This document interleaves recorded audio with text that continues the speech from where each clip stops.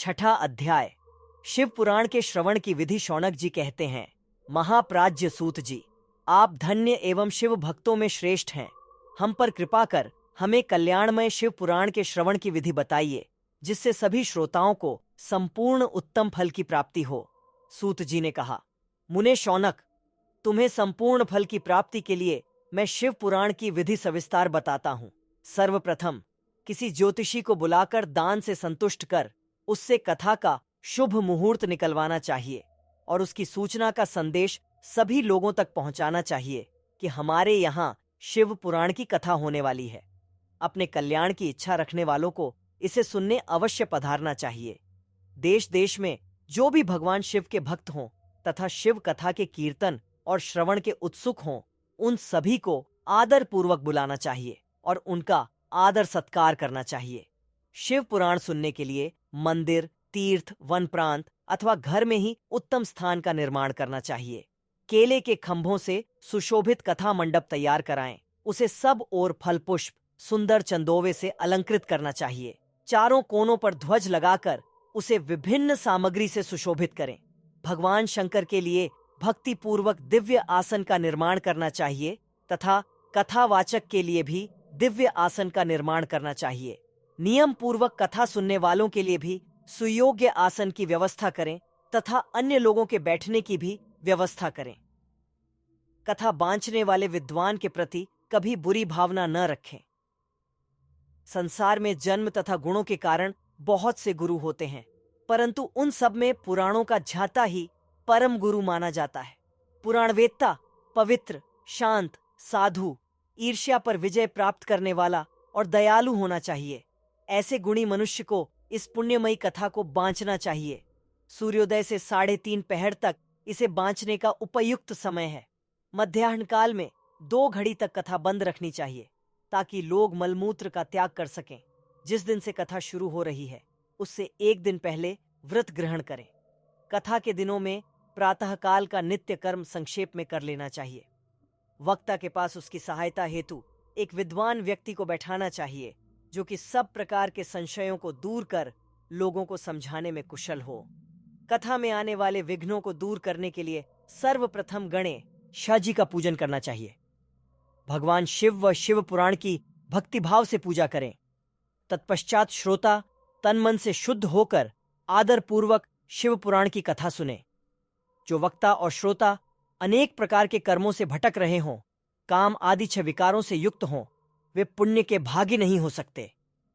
जो मनुष्य अपनी सभी चिंताओं को भूलकर कथा में मन लगाते हैं, उन शुद्ध बुद्धि मनुष्यों को उत्तम फल की प्राप्ति होती है। 7वां अध्याय। श्रोताओं द्वारा पालन किए जाने वाले नियम। सूत जी बोले, शौनक, शिव पुराण सुनने का व्रत लेने वाले पुरुषों के लिए जो नियम है उन्हें भक्तिपूर्वक सुनो। शिव पुराण की पुण्यमयी कथा नियम पूर्वक सुनने से बिना किसी विघ्न बाधा के उत्तम फल की प्राप्ति होती है। दीक्षा रहित मनुष्य को कथा सुनने का अधिकार नहीं है, अतः पहले वक्ता से दीक्षा ग्रहण करनी चाहिए। नियम पूर्वक कथा सुनने वाले मनुष्य को ब्रह्मचर्य का अच्छी तरह से पालन करना चाहिए। उसे भूमि पर सोना चाहिए, पत्तल में खाना चाहिए तथा कथा समाप्त होने पर ही अन्न ग्रहण करना चाहिए। समर्थ मनुष्य को शुद्ध भाव से शिव पुराण की कथा की समाप्ति तक उपवास रखना चाहिए और एक ही बार भोजन करना चाहिए। गरिष्ठ अन्न, दाल, जला अन्न, सेम, मसूर तथा बासी अन्न नहीं खाना चाहिए।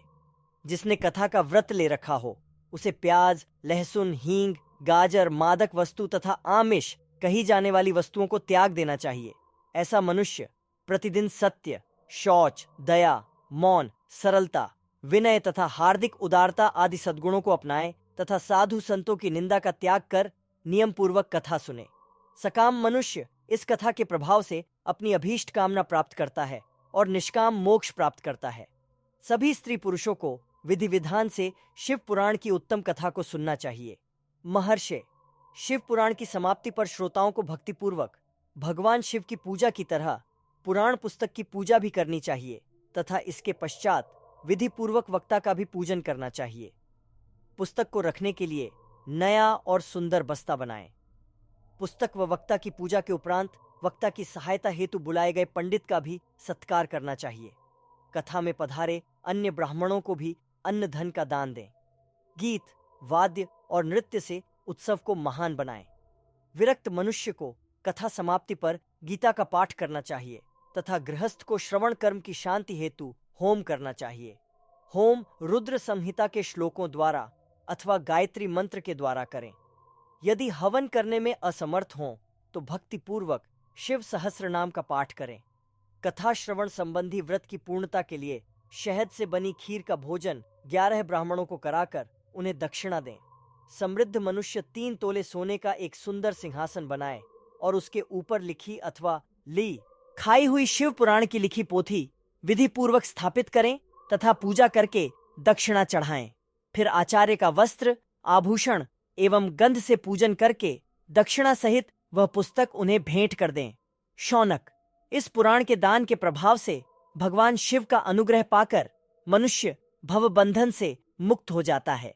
शिव पुराण को विधि पूर्वक संपन्न करने पर यह संपूर्ण फल देता है तथा भोग और मोक्ष प्रदान करता है। मुने, शिव पुराण का सारा महात्म्य जो संपूर्ण फल देने वाला है मैंने तुम्हें सुना दिया है। अब आप और क्या सुनना चाहते हो? श्रीमान शिव पुराण सभी पुराणों के माथे का तिलक है।